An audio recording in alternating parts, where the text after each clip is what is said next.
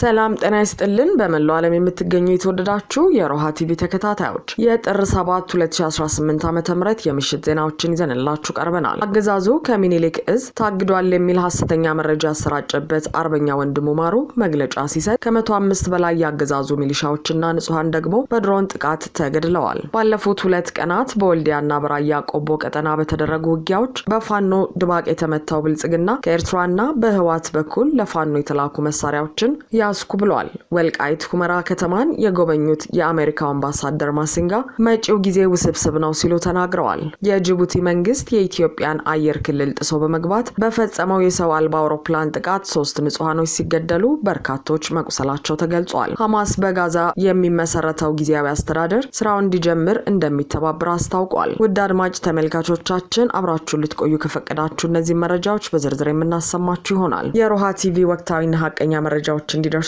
ቻናሉን ሰብስክራይብ፣ ላይክ እና ሼር በማድረግ አሁኑኑ ቤተሰብ ይሁኑ። አገዛዙ ከሚኒሊክ እዝ ታግዷል የሚል ሐሰተኛ መረጃ ያሰራጨበት አርበኛ ወንድሙ ማሩ መግለጫ ሲሰጥ ከ105 በላይ ያገዛዙ ሚሊሻዎችንና ንጹሃን ደግሞ በድሮን ጥቃት ተገድለዋል። የአፋብኃ ምስራቅ አማራ ቀጠና ሚኒሊክ እዝ ምክትል ወታደራዊ አዛዥና የላስታ ሳምነው ኮር ሰብሳቢ አርበኛ ወንድሙ ማሩ በወቅታዊ ጉዳይ ላይ አጠር ያለ መግለጫ ሰጥቷል። የሚኒሊክ እዝን ክንድ መቋቋም ያቃተው የብልጽግና አገዛዝ ከተግባር ይልቅ ውሸትን ትልቅ ያውደ ውጊያ ግንባር ካደረገው አመታቶች የተቆጠሩ ሲሆን ዛሬ ማጠናክሮ ቀጥሎበት በአፋብኃ ሚኒሊክ እስም የሐሰት መግለጫ እያወጣ ይገኛል ብሏል አርበኛው። በመሆኑም እኔንና የአሳምነው ኮር ምክትል አዛዥ የሆነውን ኮማንዶ ፍቅሩ ሙልዬን ከአማራ ፋኖ ብሔራዊ ኃይል ምስራቅ አማራ ቀጠና ከሚኒሊክ እዝ በድርጅቱ ትዕዛዝ እንደታገድን አድርገው ምላሱ ብቻ የቀረው የብልጽግናው አገዛዝ በትናንትናው ዕለት የማስመሰል መግለጫ አውጥቷል ሲል ገልጿል። አክሎም እንኳን በወሬ ልንፈታና ልንደነግጥ ቀርቶ ድሮኑንና ታንኩንም አልፈራንም። እናም በመላው ዓለም ለምትገኙ አማራውያንና የትግላችን ደጋፊዎች ይህ ያገዛዙ የውሸት መግለጫ መሆኑን እንድታውቁና አሁን ላይ እኔም ሆንኩ ኮማንዶ ፍቅሩ ሙልዬ የተጣለብንን ኃላፊነት በአግባቡ እየተወጣን እንገኛለን ብሏል። እናንተም በውሸታችሁ ቀጥሉ፣ እኛም በሐቀኛ ተግባራችንና በያዝናቸው አመርቂ ወታደራዊና ፖለቲካዊ ድሎቻችን ታጅበን ለመጨረሻው ግብ ድልና ነጻነታችን እየታገልን እንገኛለን ሲል አብራርቷል። ይህ በእንዲህ እንዳለ በድሮን ጥቃት ከ105 በላይ ያገዛዙ ሚሊሻዎችና ንጹሃን ወገኖች በበለሳ ተገድለዋል። በቅርቡ በዳግማዊ ቴዎድሮስ 5ኛ ኮር ጥር 1 2018 ዓ.ም ከባድ ድምሰሳ ሽንፈት የተጎነጨው የአብይ ሰራዊት የሞራል ማካካሻ የአየር ጥቃት ለማድረስ በማቀድ ከሰሞኑ በሳህላና በበለሳ ቀጠና ተደጋጋሚ የአየር ቅኝት እያደረገ የሰነበተ መሆኑን የበላይ እዝ አስታውቋል። በዚህም በዛሬው ዕለት ጥር 7 2018 ዓ.ም ረፋድ ዋግምራ ዞን ሳህላ ወረዳ ሰየም ድልድይ የተባለ ቦታ በርካታ የራሱ ያገዛዙ ቅጥረኛ የሚሊሻ አባላትና ተገደው የተሰበሰቡ ንጹሃን ወገኖቻችንን የሰው አልባ አውሮፕላን ወይም ድሮን ጥቃት እንዳደረሰባቸው ገልጿል። እስካሁን ባለው መረጃም ከ65 በላይ የሚሊሻ አባላት የሞቱ ሲሆን ከ40 በላይ ንጹሃን ወገኖች በአየር ጥቃቱ የህይወት መስዋዕትነት ከፍለዋል። ቁጥራቸው ያልተረጋገጠ ቁስለኛ መሆናቸውም ታውቋል። የአማራ ፋኖ ብሔራዊ ኃይል በላይ እዝ የሰራዊት አባላትን ለማጥቃት ሲፈልግ የሰነበተው አገዛዙ በዛሬው ዕለት የአካባቢውን ሚሊሻና ንጹሃን ወገኖችን እጅግ አሳዛኝ በሆነ ሁኔታ በጅምላ ጨፍጭፏቸዋል። በተመሳሳይ በክልሉ ርዕሰ መዲና ባህር ዳር ከተማ አንድ የፋኖ አባል በወሰደው እርምጃ 6 የሚሊሻ አባላት መገደላቸው ታውቋል። የፋኖ አባሉ ከድርጅቱ የተሰጠውን ቆራጥና ከባድ ተልእኮውን በብቃት ተወጥተው እርምጃ ከወሰደባቸው ወታደሮች ክላሽንኮቭ መሳሪያ በመማረክ ወደ አህዱ በሰላም መመለሱ ተገልጿል።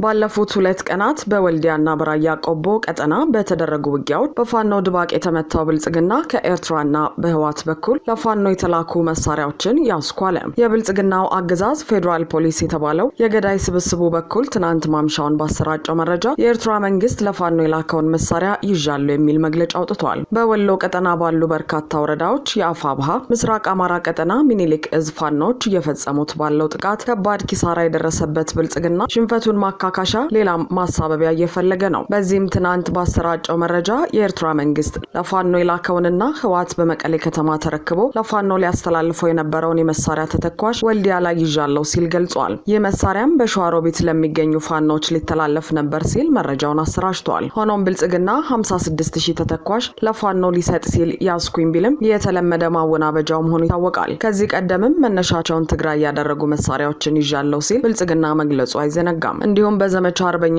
አደማሊ ወቅት ብልጽግና ከፍተኛ ምት በሚኒሊክ እዝ ፋኖች ሲደርስበት ኤርትራ ህዋትና ፋኖ በጋራ ወጉኝ ሲል ገልጾ ነበር። አሁንም በተመሳሳይ የፋኖ ጥቃት ሲበረታበት ኤርትራ በህዋት በኩል ለፋኖ መሳሪያ እያቀበለች ነው የሚል ዘመቻውን ጀምሯል። ነገር ግን አሁንም ወልዲያንና የቆቦ ቀጠናዎችን ጨምሮ ፋኖ እየወሰደ ባለው እርምጃ ከፍተኛ ድል እያገኘ መሆኑ እየተገለጸ ነው።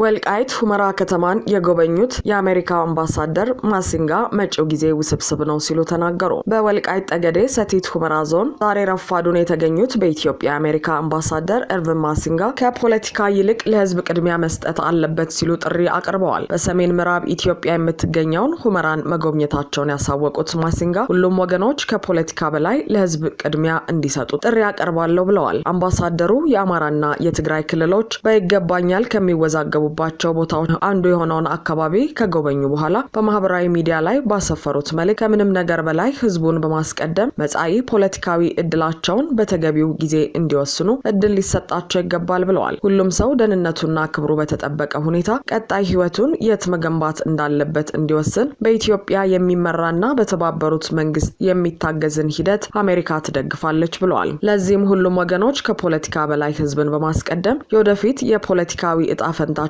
በተገቢው ወቅት እንዲወስኑ እንዲያደርጉ ጥሪ እናቀርባለን ብለዋል። አምባሳደሩ ጨምረውም የወደፊቱ መንገድ ውስብስብ ነው በማለት ነገር ግን ቅድሚያ ሊሰጠው የሚገባው ጉዳይ ጉዳት ላጋጠማቸው ሰዎች ደህንነት መሆን አለበት ብለዋል። አሜሪካም ኢትዮጵያውያን ለዘላቂ ሰላምና መረጋጋት በሚያደርጉት ጥረት ውስጥ ድጋፍ ለመስጠት ቁርጠኛ መሆኗንም በአዲስ አበባ የሚገኘው አሜሪካ ኤምባሲ በአምባሳደሩ ስም በማህበራዊ ሚዲያ ገጹ ባሰፈረው መልእክት አመልክቷል። በሁመራ አካባቢ ያለውን ሁኔታ በተመለከተ የጻፉት የአሜሪካው አምባሳደር ኤርቪን ማሲንጋ በጉዟቸው ህዝቡ እየተጋፈጠ ያለውን ችግር በአይናቸው እንደተመለከቱና የመሰረተ ልማት ውስን የጤና አገልግሎትና የመሰረታዊ አገልግሎቶች አለመኖር የህዝቡን ኑሮ እንደጎዳው ጠቅሰዋል። በግጭት የተፈናቀሉት ሰዎች ለዓመታት በዓለም አቀፍ ድጋፍ ላይ ጥገኛ ሆነው መቆየታቸውን ያነሱት አምባሳደሩ ምንም እንኳን ሰብአዊ እርዳታ ወሳኝ ቢሆንም ዘላቂ መፍትሄ አይደለም ብለዋል። የጅቡቲ መንግስት የኢትዮጵያን አየር ክልል ጥሶ በመግባት በፈጸመው የሰው አልባ አውሮፕላን ጥቃት 3 ንጹሃኖች ሲገደሉ በርካቶች መቁሰላቸው ተገለጸ።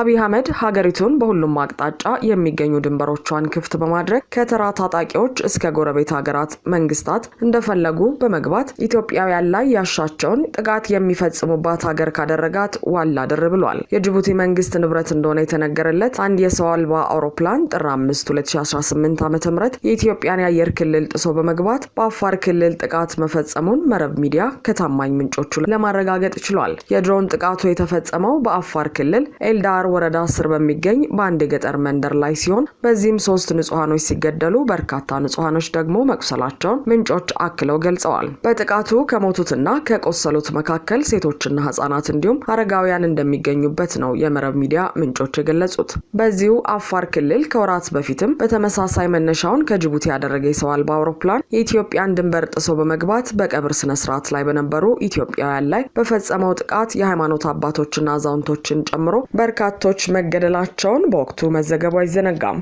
በሁሉም አቅጣጫ የሚገኙ የሀገሪቱን ድንበሮች ክፍት በማድረግ ድንበር ሲጠብቁ የነበሩ ወታደሮችን ጨምሮ ሀገሪቱ አለኝ የምትለውን ጦር፣ ድሮንና ጀት እንዲሁም ሌሎች ከባባድ መሳሪያዎችን አስታጥቆ ወደ አማራ ክልል አስገብቶ በአማራ ህዝብ ላይ ጦርነት ያወጀው ኦህዴድ መሩ የብልጽግና አገዛዝ ከወደ ፋኖ የሚሰነዘረበትን ጥቃት መቋቋም አቅቶት ወታደራዊ ኃይሉ የተመናመነበት ሲሆን በአንጻሩ ደግሞ ፋኖ የአገዛዙ ወታደሮችን መሳሪያ ማርኮ ራሱንና አደረጃጀቱን በማዘመን የድል አጥቢያ ላይ ይገኛል።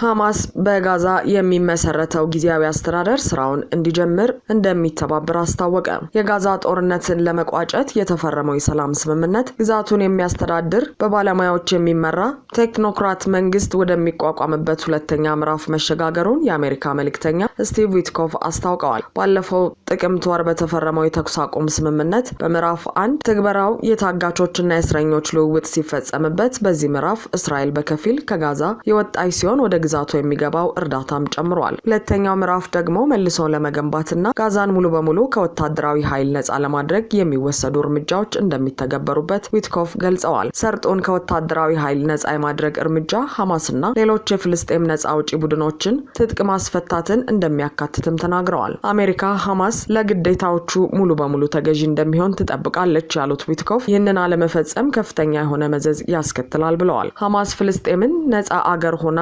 እስካልተመሰረተችና እስራኤል ሙሉ በሙሉ ከጋዛ ለመውጣት ቃል እስካልገባች ድረስ ትጥቅ እንደማይፈታ ከዚህ ቀደም መግለጹ ይታወሳል። ነገር ግን ሁለተኛው ምዕራፍ ይፋ ከመደረጉ አስቀድሞ ሐማስና አጋሩ የሆነው የፍልስጤም እስላማዊ ቡድን በጋራ ባወጡት መግለጫ ቴክኖክራቲክ የፍልስጤም መንግስት ለመመስረት የሚደረገውን ጥረት ለመደገፍ መስማማታቸውን ገልጸዋል። እነ ሐማስ ጊዜያዊ አስተዳደሩ ስራውን እንዲጀምር ተስማሚ ሁኔታዎችን እንደሚፈጥሩ ማክለዋል። ዊትኮፍ ትናንት የሰላም ስምምነቱ ሁለተኛ ምዕራፍ መጀመሩን ይፋ ሲያደርጉ በዚህኛው ምዕራፍ ጋዛ ከተኩስ አቁም ወደ ከወታደራዊ ኃይል ነፃ መሆን ቴክኖክራቲክ መንግስትና መልሶ ግንባታ እንደምትሻገር አስታውቀዋል። በሰላም ሂደቱ አሸማጋይ የነበሩ የቀጠናው አገራት ግብጽ፣ ኳታርና ቱርክ የጋዛ ሰርጥን የሚያስተዳድር የፍልስጤም ቴክኖክራቲክ ኮሚቴ መቋቋሙን በበጎ እንደሚቀበሉት ገልጸዋል። ይህ እርምጃ መረጋጋትን ለማጠናከርና ሰብአዊ ሁኔታን ለማሻሻል ለሚደረገው ጥረት አስተዋጽኦ እንደሚኖረውም አክለዋል። ሀገራቱ በመግለጫቸው 15 አባላት ያሉት ይህ ቴክኖክራቲክ ኮሚቴ የሚመራው በወረራ በተያዘው ዌስት ባንክ የሚገኙ አካባቢዎችን በሚያስተዳድረው የፍልስጤም ባለስልጣን ውስጥ የቀድሞ የፕላን ምክትል ሚኒስትር በነበሩት ባሊ ሻአት እንደሚሆን ይፋ አድርገዋል። አድማጭ ተመልካቾቻችን የሰዓቱ የሮሃ ቲቪ ዜናዎች የተከታተላችኋቸውን ይመስሉ ነበር። አብራችሁን ስለነበራችሁ ከልብ እናመሰግናለን። ሰላም ጤና ይስጥልን። በመላው ዓለም የምትገኙ የተወደዳችሁ የሮሃ ቲቪ ተከታታዮች የህዳር 9 2017 ዓ.ም